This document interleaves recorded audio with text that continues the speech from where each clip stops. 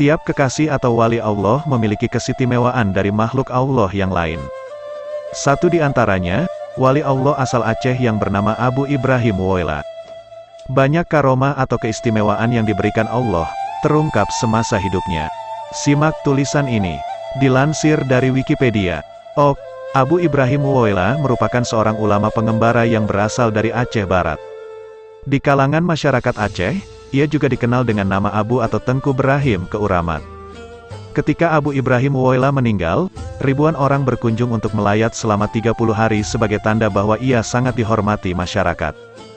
Abu Ibrahim Woyla dilahirkan tahun 1919 di Kampung Pasi Aceh, Kecamatan Woyla, Kabupaten Aceh Barat dengan nama lengkap Tengku Ibrahim bin Tengku Sulaiman bin Tengku Husein. Pendidikan formal yang diselesaikan Abu Ibrahim Woyla hanya sekolah rakyat, SR, selebihnya menempuh pendidikan dayah, pesantren, selama hampir 25 tahun. Selama hidup, Abu Ibrahim Woyla pernah belajar selama 12 tahun pada Syekh Mahmud, ulama asal Lokna, Aceh Besar yang kemudian mendirikan Dayah Bustanul Huda di Blangpidi, Aceh Barat Daya. Salah satu murid Syekh Mahmud ini adalah Abuya Muda Wali yang kemudian menjadi ulama tersohor di Aceh. Selain itu Abu Ibrahim Woyla juga pernah belajar pada Abu Calang, Muhammad Arsyad, dan Tengku Bilyatin, Suak, bersama rekan seangkatannya yang bernama Tengku Adnan Bakongan. Setelah Abuya Muda Wali kembali dari Makkah dan membuka Daya Darussalam di Labuhan Haji, Aceh Selatan, maka Abu Ibrahim Woyla kembali belajar kepada Abuya Muda Wali selama 2 tahun untuk memperdalam tarekat Naqsyabandiyah. Selesai belajar kepada Abuya Muda Wali, Abu Ibrahim Woyla kembali ke kampungnya di Pasi Aceh. Tak lama setelah kembali ke kampung halaman, Abu Ibrahim Woyla mulai mengembara tanpa seorang pun yang tahu kemana tujuannya.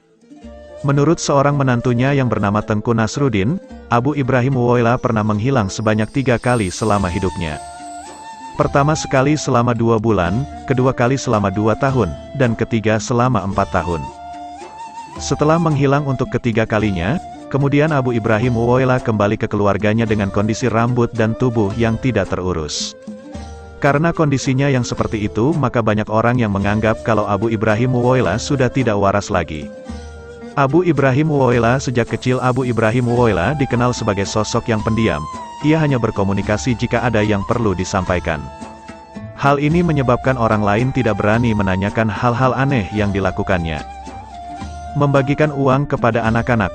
Menurut menantunya yang bernama Tengku Nasruddin, Abu Ibrahim Woyla sering membagikan uang yang dimilikinya kepada orang lain yang membutuhkan tanpa perhitungan.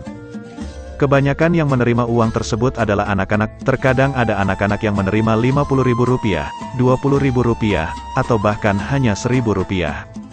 Menyingkat waktu perjalanan di masa hidupnya, Abu Ibrahim Woyla dikenal sangat suka berjalan kaki. Suatu ketika ada seorang tetangganya yang bernama Tengku Muhammad Kurdisyam sedang menaiki mobil dari Teunom ke Melaboh. Di tengah jalan ia bertemu dengan Abu Ibrahim Woyla dan mengajaknya untuk ikut naik mobil bersamanya. Ketika itu Abu Ibrahim Woyla menolaknya dan Tengku Muhammad Kurdisyam langsung melanjutkan perjalanannya ke Melaboh. Ketika tiba di Melaboh, ternyata Abu Ibrahim Woyla telah tiba lebih dulu padahal ketika di perjalanan tidak ada mobil lain yang memotong laju mobil Tengku Muhammad Kurdisyam. Makanan bertambah secara tiba-tiba dikisahkan menantunya yang bernama Tengku Nasruddin. Abu Ibrahim Woyla pernah berkunjung ke alma maternya yaitu Dayah Syekh Mahmud di Blangpidi. Ketika itu ia minta disediakan sepiring nasi untuk sarapan, tapi diberitahukan oleh bahwa tidak tersedia lauk apapun lagi di dapur. Abu Ibrahim Woyla kemudian menjawab bahwa ia bisa makan hanya dengan lauk telur, dan diminta kepada santri tadi untuk mengecek persediaan di dapur. Ajaibnya di tempat penyimpanan telur masih tersisa 1 telur lagi, padahal seingat santri tersebut semua telur telah habis untuk dimakan santri lain. Abu Ibrahim Woyla datang berkunjung ke rumah salah seorang saudaranya dan minta sedikit nasi dengan lauk sambal udang belimbing. Istri tuan rumah memberitahukan kepada suaminya bahwa pohon belimbing di rumah mereka tidak ada buahnya tapi sang suami tetap berkeras agar istrinya tersebut mengecek ulang pohon belimbing tersebut. Ketika diperiksa kembali, terlihat bahwa pohon belimbing tersebut memiliki 3 buah belimbing yang cukup untuk membuat sambal seperti yang diminta Abu Ibrahim Woyla. Menjadi tamu Gus Dur suatu ketika dikisahkan Gus Dur kedatangan seorang tamu dari Aceh. Biasanya Gus Dur menerima tamu dengan kondisi seadanya mengingat ia kondisinya yang sedang sakit. Berbeda dengan biasanya, sebelum tamu tersebut diminta masuk ke dalam rumahnya, Gus Dur buru-buru berganti pakaian dengan pakaian rapi seperti akan menyambut Hari Raya Idul Fitri. Ketika tamu tersebut masuk, Gus Dur dan tamunya tersebut hanya bersalaman dan tidur dalam posisi duduk selama lebih kurang 15 menit. Setelah sang tamu bangun, ia langsung berpamitan tanpa ada obrolan apapun. Ketika hal itu ditanyakan barulah diberitahukan bahwa yang datang itu adalah Abu Ibrahim Woyla, seorang ulama sufi dari Aceh. Meramalkan tsunami ketika tsunami atau Smong melanda Aceh pada tahun 2004, diceritakan beberapa orang bahwa Abu Ibrahim Woyla telah memberitahukan hal itu melalui isyarat. Salah satu di antaranya dikatakan bahwa air akan naik setinggi pohon kelapa.